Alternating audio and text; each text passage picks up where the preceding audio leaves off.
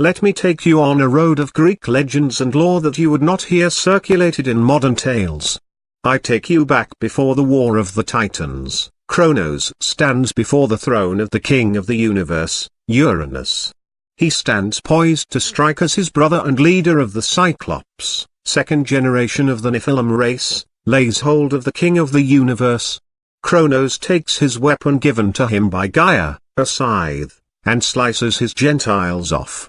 The severed member falls into the seas and the blood and sea water foam as the remaining seamen mix together and produce Aphrodite, goddess of beauty and love, and she walks forth from the sea. All are mesmerized that gaze upon her beauty. This is the legend of the origin of Aphrodite, who is no sibling to the Olympians but in fact as old as the Titans themselves.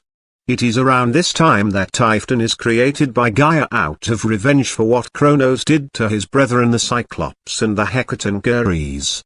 Kronos imprisons Typhon within Tartarus, but when Zeus freed the Cyclops to help him in defeating his father Kronos, Typhon was freed. As the Titans fell to Zeus almost immediately afterward, Typhon was unleashed upon the Olympians. Typhon first assaulted Mount Olympus and the gods scattered into the forests, taking the shape of the animals to mask their escape. They fled to Egypt and left their children in the care of the Sanhedrin scribes there. The Egyptians depicted this by inscribing each child with their parents' animal figure they had first appeared as, hence the association of animal-headed gods that eventually became associated with their gods. Meanwhile Zeus battled Typhon and eventually trapped him underneath Mount Etna as the story goes.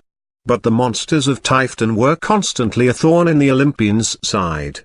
That is because Typhon was just a form that Aphrodite had taken, just as Zeus would take the form of an eagle.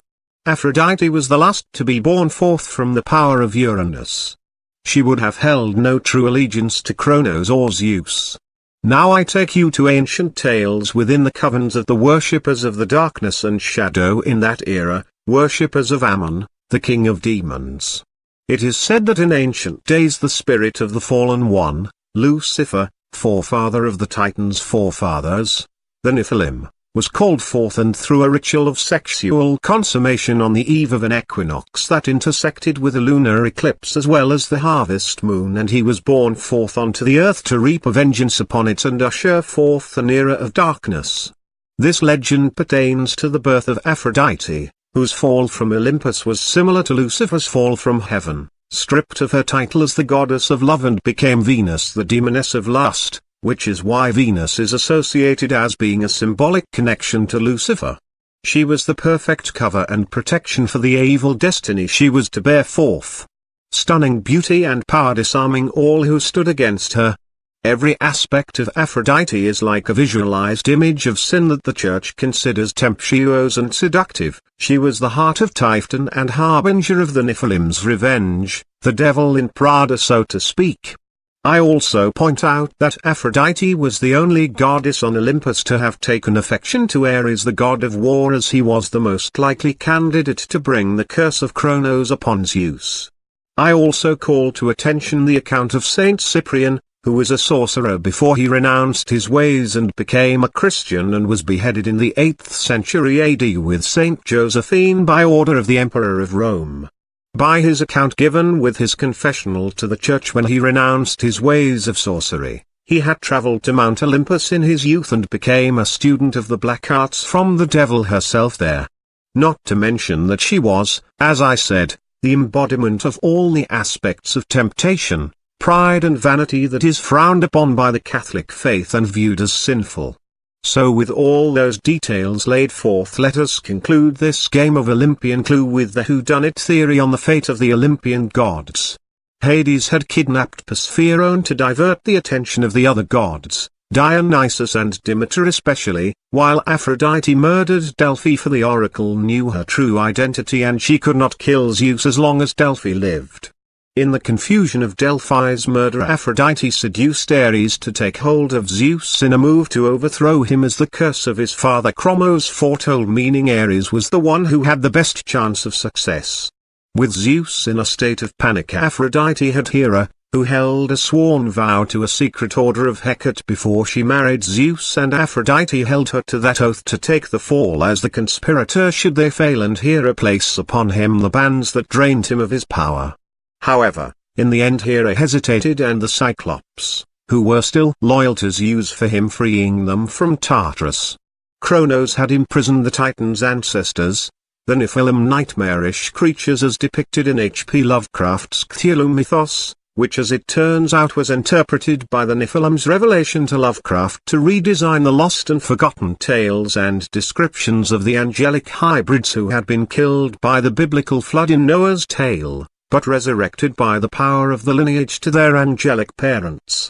The results of human emotion and angelic traits twisted their transition into being of anger and vengeance for God's decree of them being abominations and trying to kill them, that anger which was molded by the imagination of mankind's fears into the creatures as described by Lovecraft's mythos.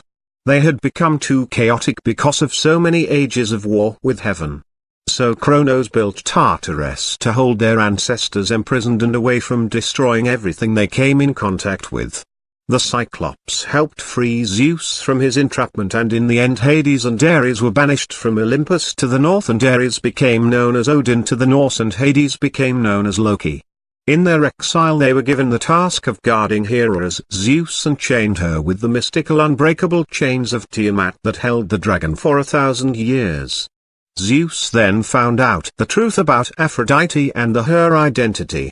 Apollo, Hermes and Poseidon followed Zeus as they pursued Aphrodite, who had long escaped into the French and Danish countryside. Their names as gods tarnished back home and worldwide due to the efforts of Aphrodite and her campaign to rid the world of pagan worship to the gods using Christianity, who had recently been persecuted and oppressed by the pagans. Taking advantage of the weakness, she turned the tides, and the persecution of Christians suddenly became the persecution of pagans. Fueling this desire for revenge, Aphrodite used her skills as Typhon to bring to life the storytales and myths parents would tell their children at bedtime within the Celtic Welsh countryside. Suddenly demonic creatures would appear in the night, taking children from their beds as well as preying on the weak. These events, as well as the spreading of the teachings of Jesus being manipulated by Aphrodite and her minions, drove her campaign to abolish pagan worship and thus destroy the gods' powers that was fueled by their worship. Details of this topic can most likely be found in the Grimoire of Aaron, brother of Moses and eventually the Grand Architect of Egypt. After he was cast down from the mountain by Moses, he became a valuable asset as having been shown the ways of sacrifice, temple construction and sanctified cleansing of altars by God himself. Buried with him were his instructions on how these details worked, including how worship from mankind can be converted to raw power as those possessed by the gods. This underlying conflict fueled and was the dawn of the age of exorcism. The gods changed their personas to the guardians of the rising Catholic Church and empowered their fight against the evil of the devil's minions as Michael, Gabriel, Raphael and Uriel. They changed their need for sustenance from worship to prayer and hymns and litanies that produced an energy they used to keep their presence on the mortal world as well as fueled their power. This battle between Aphrodite and the old gods went on until 1856 AD as I understand it. In the countryside of Britain, in Wiltshire at the late night hours, it was recorded that an old man resembling the descriptions of Zeus fought against an evil darkness that produced nightmarish creatures from the shadows. The old man was said to have been the last member of a druidic order of Gordians and was last seen locked in combat with a shadow-like figure in the middle of the street, where many witnesses said a dark whirlpool opened up and swallowed them both, and that ended the battle, and the evil presence nor the old man were ever heard from again. This concludes the tale of the fate of the Olympian gods at the hands of my predecessor, Aphrodite.